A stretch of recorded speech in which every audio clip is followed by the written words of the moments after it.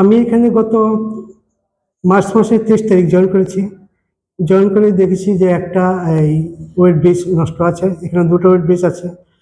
এই 30 তারিখ যেটা সচল ছিল সেটাও বিকল হয়ে যায়।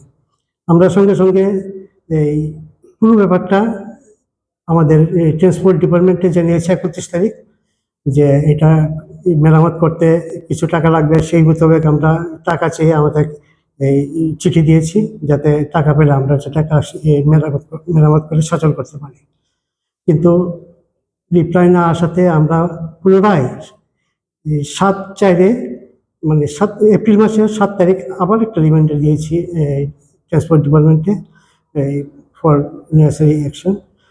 কিন্তু এখন অবধি আমরা কোনো রিপ্লাই পাইনি, যার জন্য ওভারব্রিজগুলি এখনো সচল করা যায়নি এবং উইদাউট এই ওয়েটিংয়ে এখন গাড়ি পারাপার হচ্ছে।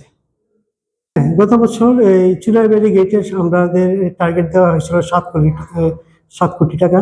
সেই মোতাবেক আমরা এই কাজ করেছি এবং আমরা গত বছর এই এন্ডের শেষে আমরা 6,91,96,313 টাকা ফাইন মানি হিসাবে কালেকশন হয়েছে।